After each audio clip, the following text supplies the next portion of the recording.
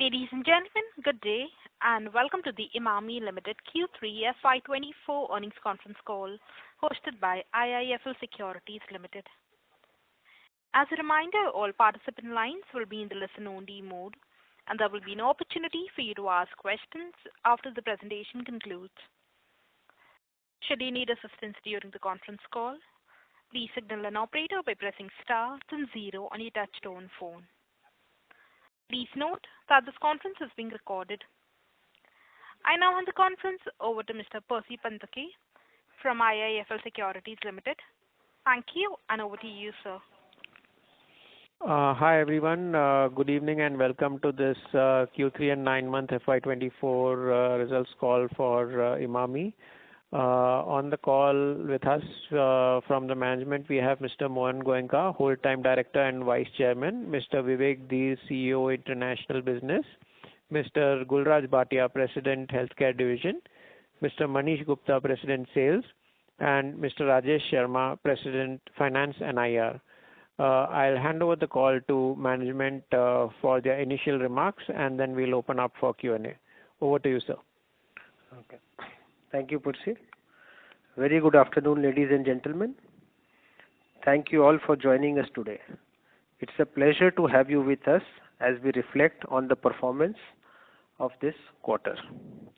Quarter 3 saw similar demand trends witnessed in Q2 with lower rural offtakes and demand from mass consumers in the low-income segment is still not picking up.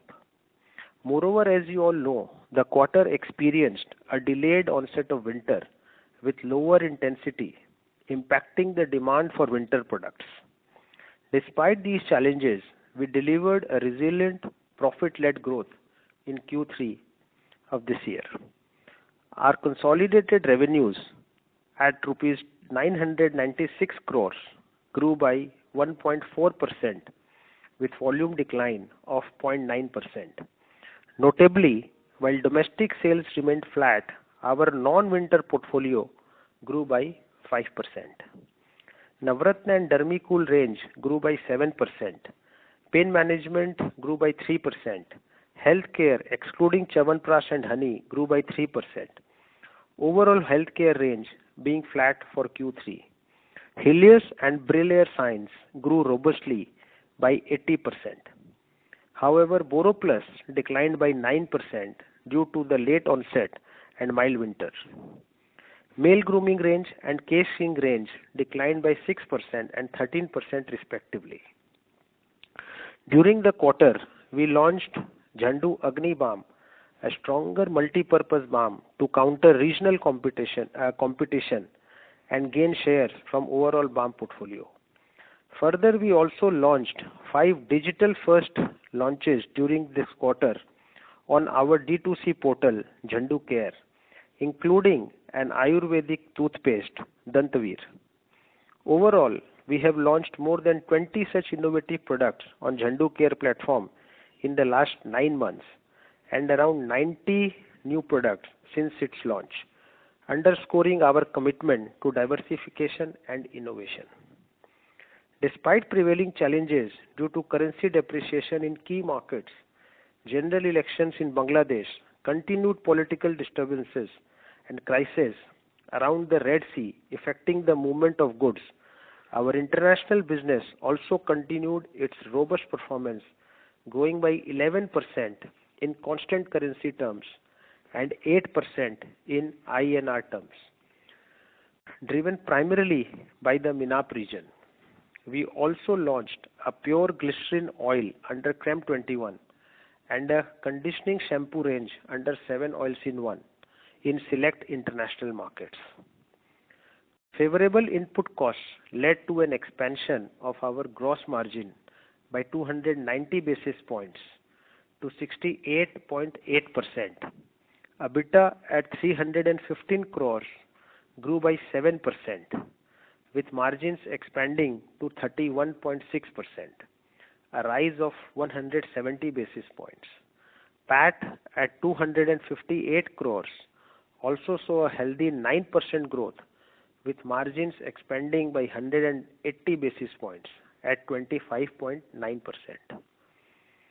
For 9 months ended December 23, our revenues grew by around 5%, accompanied by an expansion of gross margin by around 300 basis points, despite seasonal challenges.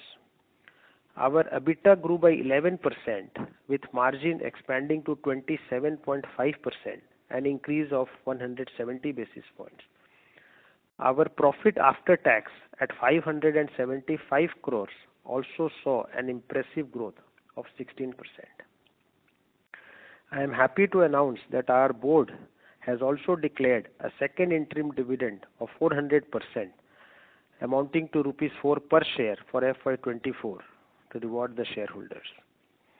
The economic landscape is evolving favorably, with several key indicators pointing towards a promising future. The recent downtrend in inflation is a positive sign, and an expected recovery in rural markets, coupled with government impetus, would lead to strong growth ahead. Further, the announcement related to government focus on poor, women, youth, farmers, and increased allocations towards Manrega in the union budget, coupled with better than expected GDP growth in the last quarter, further fortify our confidence in the potential for improved growth. These macroeconomic factors, combined with our accelerated scale-up of emerging channels, distribution initiatives, D2C portals, Jhandu Care, strategic investments, innovation, pipeline, and ongoing investments in our core brands, are poised to drive growth going ahead. With this overview, I invite the questions. Thank you. Thank you. Ladies and gentlemen, we will now begin with the question and answer session. Anyone wishing to ask a question may please press star and one on your touchtone telephone. If you wish to remove yourself from the question queue, you may press star and two. Participants are requested to use handsets while asking a question. Ladies and gentlemen, we will wait for a moment while the question queue assembles.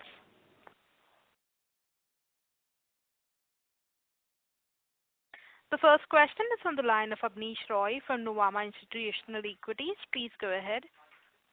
Yeah, thanks. My first question is on the 5 D2C launches. So, what is the long-term potential either in the specific segments of the industry and from these brands?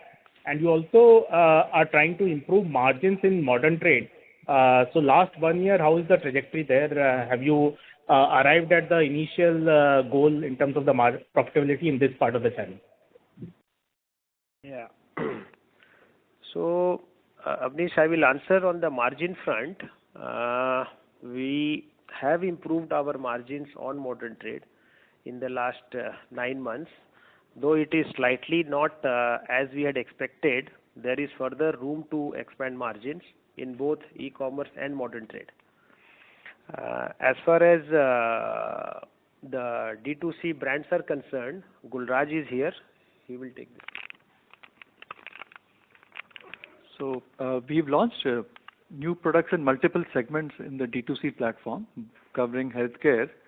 And as Mr. Mohan Goenka ji mentioned, we've launched around 90 products in the last 3 years and about 20 products in the recent current year, in the last 9 months. And we are seeing a scale-up happen of multiple products and multiple categories through the D2C platform. So we're very bullish on the digital-first products going forward, both in the current quarter and in the coming quarters.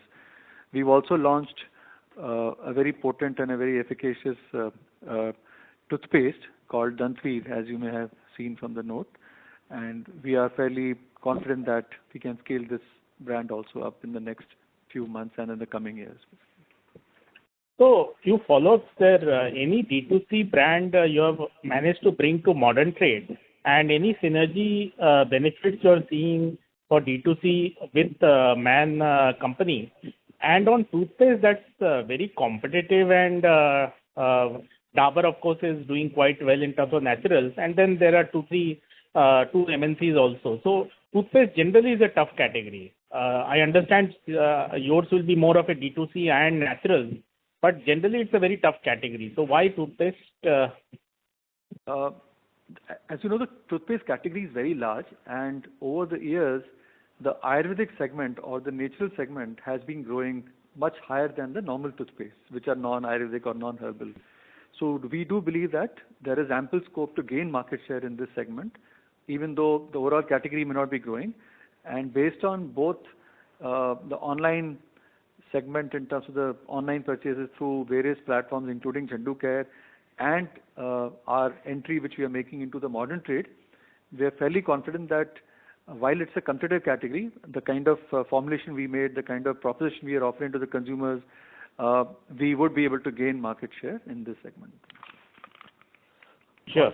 Also, Avnish, now that the margins are pretty high in toothpaste, particularly this Ayurvedic segment, we strongly believe that Zandu has right to win, because Zandu, in Ayurveda is a very, very well-established brand. And we were working on the formulation for quite some time. I think we have a winner formulation. So we have just launched in these channels for the time being, but I am very confident that going forward we will take it to the retail and the larger markets, because margins are pretty high now in toothpaste. Only one follow-up, in terms of positioning, how does this compare with Patanjali's Dant Kanti, Dabur's Red, and Ved Shakti of Colgate? So will this be more of premium given D2C? It would not be at a premium like we would have other products in the category, because there is a certain price point in the category. But definitely in terms of the formulation, we got certain ingredients which are much, say, more efficacious. So we're not looking at it being limited to a very niche kind of audience. We want to get into the main market or the mass market, but we are doing the launch through online and through select channels which are emerging channels like modern trade. So we don't intend it to be a very premium or a very niche offering in that sense. It will be more mass market as we go forward. Thanks. My last question will be on your Kesh King. Post-acquisition, first 1 or 2 years were tough, and then again it's been volatile, erratic. Now 13% dip in last 2 years, 3 years, you have tried to diversify portfolio also. So is this because generally hair oil demand conditions are tough? Is it because down trading is happening? So would you want to now make it more mainstream in terms of pricing? Will that be needed for growth to come back in this?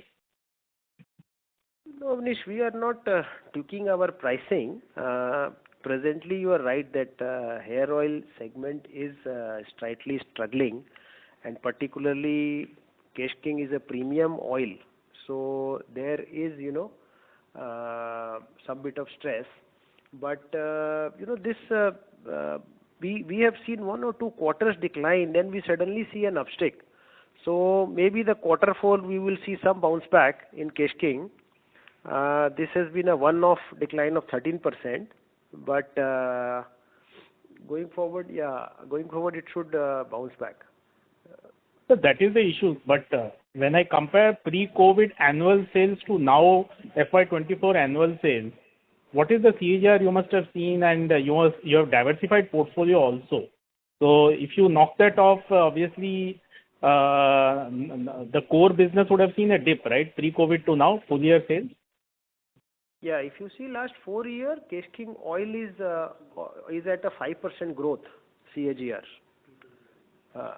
When you compare pre-COVID levels, so this is one-off, a decline of 13%. It's not that the oil is declining, and markets are also tough right now for discretionary products like this. There is some bit of down trading happens, because of price at what we sell.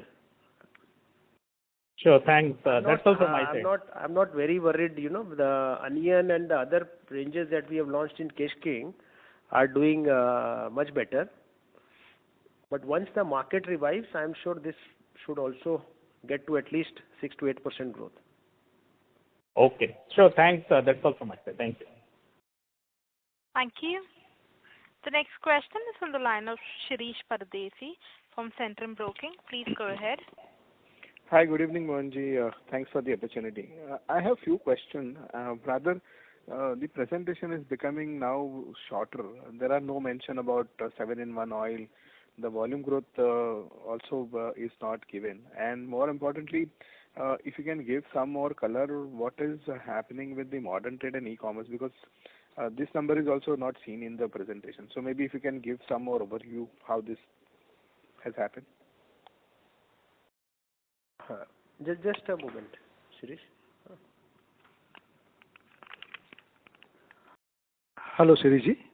Yes, Rajesh. Yeah. Seven Oils has also got impacted this quarter because of the discretionary overall getting impacted. So it is almost down by 5% this quarter. But for the full 9 months, if you look at, it is almost flat this year. Okay. And what is modern trade and e-commerce saliency in this quarter? So modern trade and e-commerce is more than 22%, kind of around 22%. And growth? So growth on those channels is also would be roughly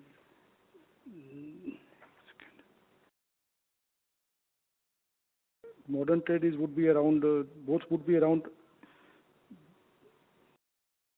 10% modern trade growth, and around e-commerce is 15% kind of a growth level. Okay. My second question to Mr. Gulraj Bhatia. On Zandu Online, though it is heartening to know that we have launched almost 90 new products, and we have been consistently adding more products. But if I look at last 2 years experience, I think we started with 1.5% contribution. So give some more depth. Who are the typical customer who are buying? What is the profile? Because if the start has happened with the extrapolating the Ayurvedic substance, and we are adding the platform products on that, so how we should look at and think about the growth in the Zandu, fueling the entire Zandu portfolio? Yeah. So, Mr. Padesi, hi, how are you? Yeah, good. So, as you know, during and post-COVID, the online purchases of consumers in general have gone up. And in terms of the consumer profile, demographics wise, they tend to be more of millennials. Typically, people between the ages of 25 to 35 years. They may not be buying these products for themselves alone. In the case of Zandu Care, they would be buying as caregivers for their parents or their, older sisters or brothers, etc. And in general, we know that this segment has been growing month on month, quarter on quarter, and there has been a large influx of new players also in the Ayurvedic segment.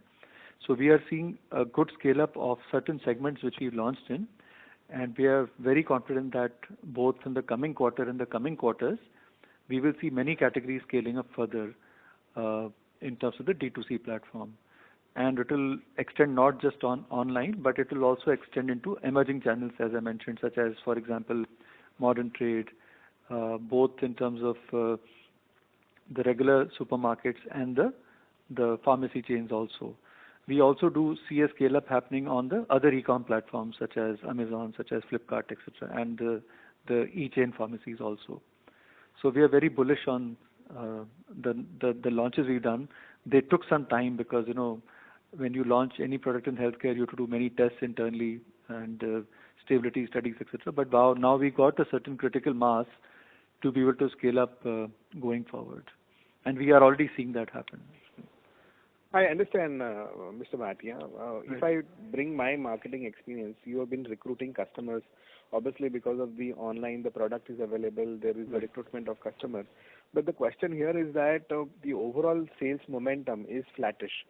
So I'm not been able to surely say that if this product extension and the new product has been able to get, because if I look at the healthcare business is flat, and this is despite our weak base also.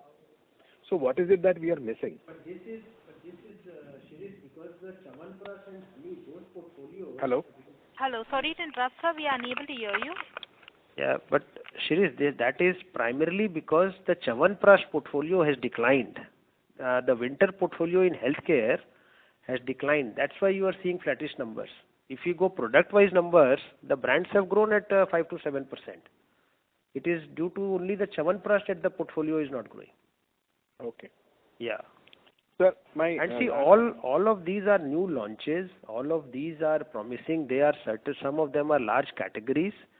At least we are, getting an entry into these categories now. We have definite plans, as Gulraj said. Healthcare has to grow at about double-digit growth.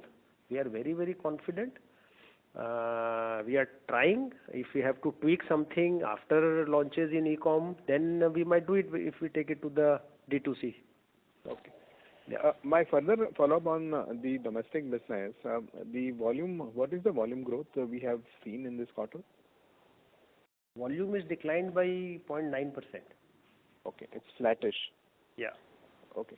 And the last question. This is again, Shirish, you have seen that we have declined by almost 9% in the winter portfolio. Winter is large in this quarter. I understand, sir. Yeah. I understand, sir. That's why my last fundamental question is that over last 4 or 5 years, we are not lucky that all the 3 seasons has panned out well. So Right. what is it that we are trying to do? I mean, we have seen a revival in the senior management also. We are now trying to gather the momentum with acquiring D2C brands, and now we are bringing in the mainstream. So how we should build the next 3 years? I mean, seasonality is the part which we have been struggling, but in the management terms, what are we trying to address? Is this growth is always been dependent on the outside seasonality factors? No, not at all, Shirish. We have come a long way. Our dependency on seasonality has reduced significantly. Okay. It cannot just go overnight. Our new launches are by and large non-seasonal. If you see our paint portfolio, which is almost 26% of our revenues, is non-seasonal. So barring Boroplus cream and somewhat of Navratna oil and cool talc, these are the only seasonal brands that we have in our portfolio. Male grooming, Man Company, or these are non-seasonal portfolio. So we have come a long way, I would say, in reducing seasonality. I agree, sir, but the question here is that if there is no price inflation which is going to be visible for next at least 2 to 3 quarters in the near term, is the volume growth will go to 5, 6, 7, 8, 9%? That's the question. So aim is, of course, there, Shirish, that the volume growth should be in the range of about 6 to 8%, and that is what our aim is. You all are aware that market at right now is not the best markets. The rural market is under stress. So their winter has been under stress. So these are certain factors we have to keep in mind. What is in our control, we are only doing that. We are continuously premiumizing our categories. We are launching products. We are, doing what is best we can do. Okay. We have the kind of growth you have seen in TMC and Bilair, in the last 1 year. The numbers have almost doubled. So there also, we have been very aggressive. And we have worked extensively hard to maintain our margins, grow our margins, despite of high margin categories at a decline. Boroplus cream has declined, which is a very high margin category. Okay. So despite of all those factors, e-com, modern trade are growing very fast, which is again a lower margin compared to our GT. So there are multiple factors which we look at, and I think once the market momentum starts, I think we are absolutely geared to get into the growth mode. And just last quick question on the pledge. Any word where we stand today and what is the way forward? Pledge is still at 12%, Shirish, and as I have said, we are committed to bring it down to single digits. I am very confident that I can't give on in which quarter, but management is committed that we will bring it further down. Okay. All right. Thank you and all the best, sir. Thank you. Thank you. The next question is from the line of Harit Kapoor from Investec. Please go ahead. Yeah, hi, good evening. I just wanted to have a question on the D2C part, Bilair and Man Company specifically. Is some of the margin tailwind, a small part of the margin tailwind also that some of these brands have scaled up and you're getting going from say little loss making to say not as much loss making results? Is that some scale benefit you're getting from there as well in the last couple of quarters? Yes, Harit. So Man Company, there is a big shift, which was a negative EBITDA margins has become, has become positive because our growth has been almost 80%.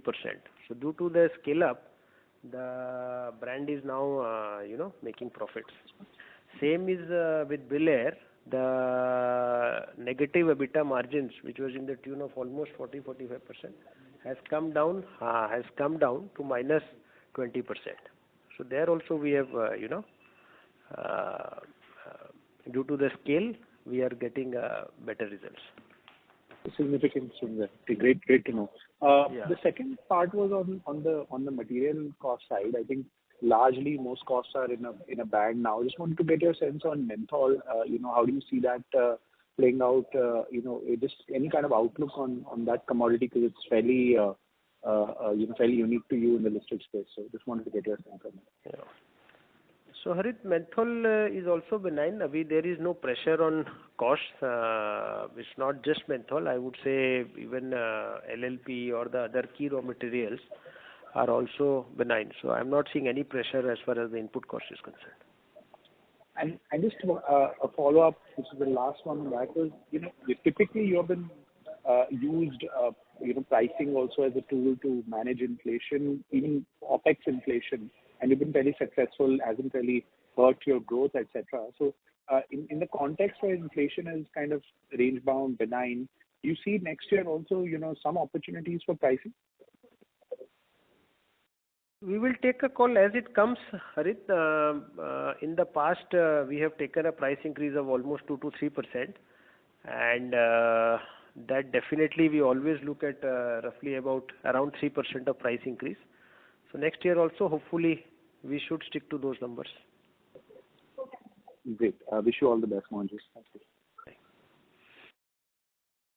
Thank you. A reminder to the participants, anyone wishing to ask a question, may please press star and 1. The next question is from the line of Percy Panthaki from IIFL. Please go ahead.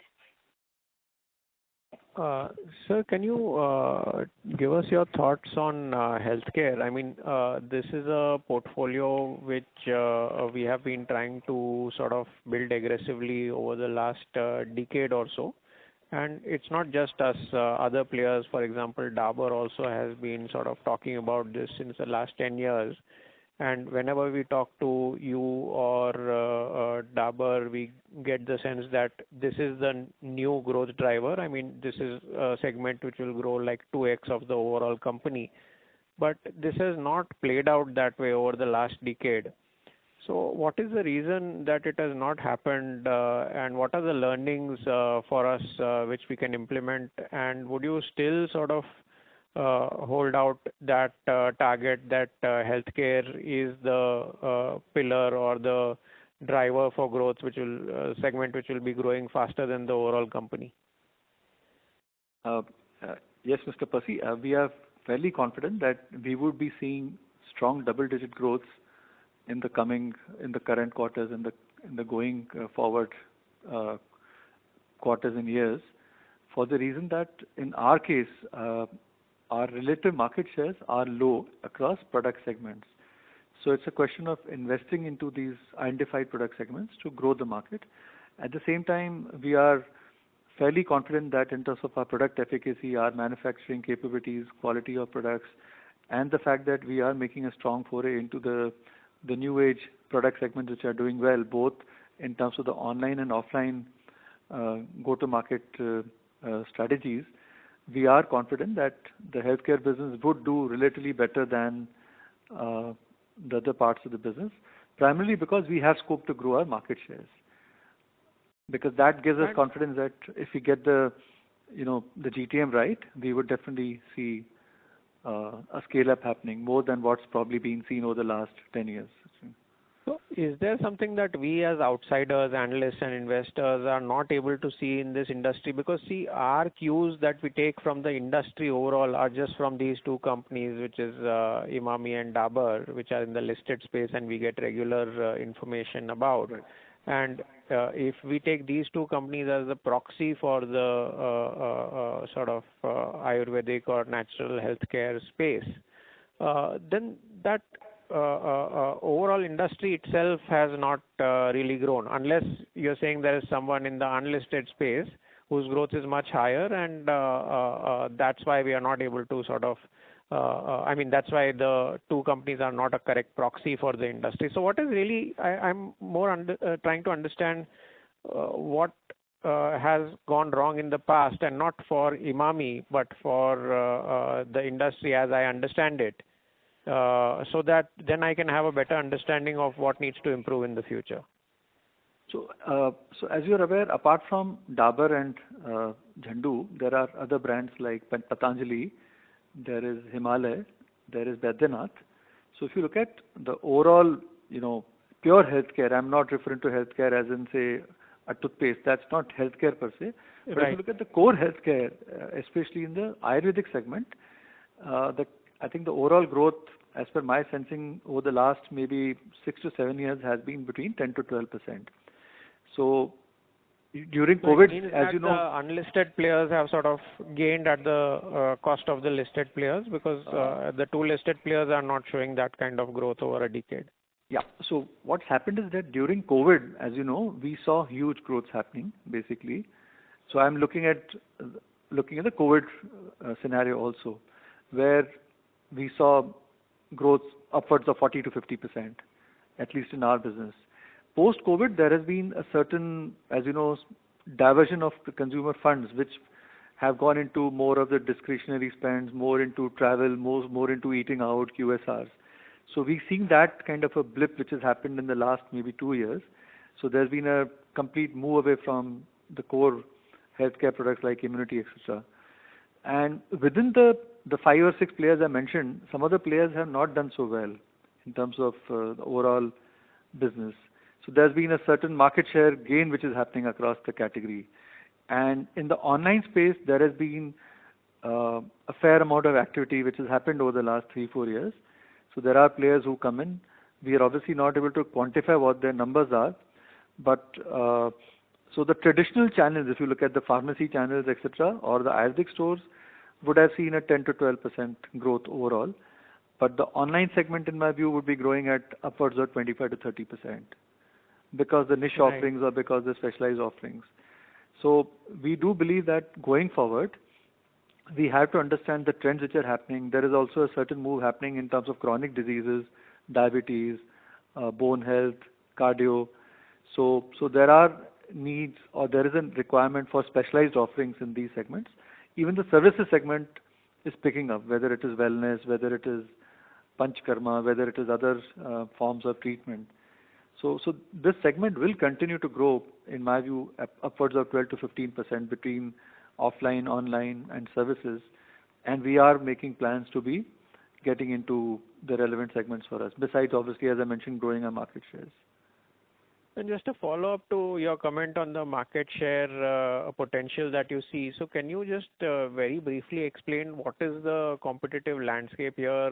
What is the Pareto in terms of the top 5 players versus the long tail, etc.? And where is the market share gain going to come from? Is it mainly from some very fringe kind of a players, or do you think that the kind of products you have, they compete more with the larger players, and therefore if there is any market share gain, it will be from the larger players only? So if you look at the 3 broad segments, one is the OTC business, products like Chyawanprash, honey, etc., Kesari Jeevan, Nityam, Vigorex. The second segment is the pure medico marketing, which is going to the Ayurvedic doctors and others. The third is the D2C segment. So in the OTC segment, we have a very large brand called Pancharishta, which is a very unique product, as you know. So there we define the category. So to that extent, in that category, there's been a bit of a slowdown post-COVID.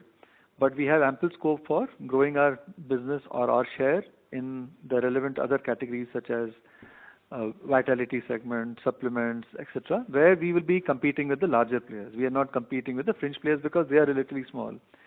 And if you look at the medico part, there we would compete both with the larger players and the smaller players. What's happened in the last maybe couple of years is that in the medico segment, the smaller players are also making forays into various states, various regions, etc.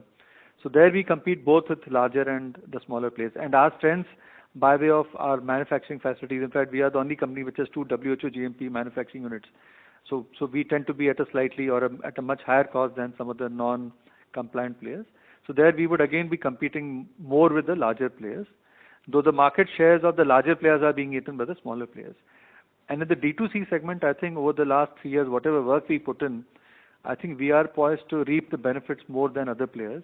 That's why you would see the digital first products in the D2C segment for us doing relatively much better than both the larger players and the smaller players who got into the market in the last 2-3 years, basically. Okay, okay. Thank you very much. Operator, we can go back to the queue. Thank you. The next question is from the line of Anurag Lodha from Axis Capital. Please go ahead. Yeah, hi. Am I audible? Yeah. Please go ahead. Yeah. So I just wanted to ask you, the ETR has come in at about 7.7% for 9-month period. So can you guide us as to what the ETR for the full year would look like? What is the, sorry? The full year ETR guidance, effective tax.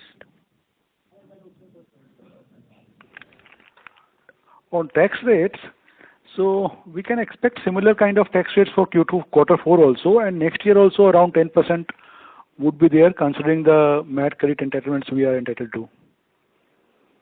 Okay. And so can you tell us about the cash balances that you might have? So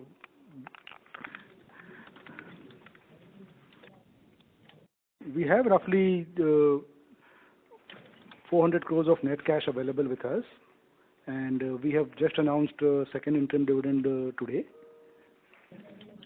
Okay. All right. So yeah, thank you. Thank you. Thank you. A reminder to the participants, anyone wishing to ask a question, may please press star and 1.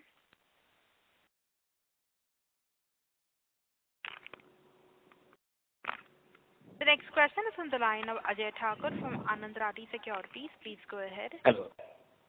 Yeah. Hi. Thanks. So, sorry to interrupt. Mr. Thakur, your audio is breaking up. Hello. Yes, better now? No, sir, it's still breaking up. Oh. Mr. Thakur, we are unable to hear you. Sorry. We have lost the line for the current participant. Participant, if you wish to ask a question, you may please press star and 1.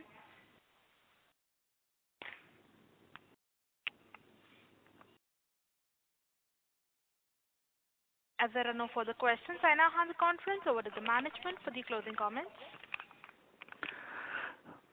Thank you, IIFL. Thank you, Percy, and thank you all the participants for joining us this conference call on our Q3 results. Thank you. Thank you, members of the management team. Ladies and gentlemen, on behalf of IIFL Securities Limited, that concludes this conference call. We thank you for joining us, and you may now disconnect your lines. Thank you.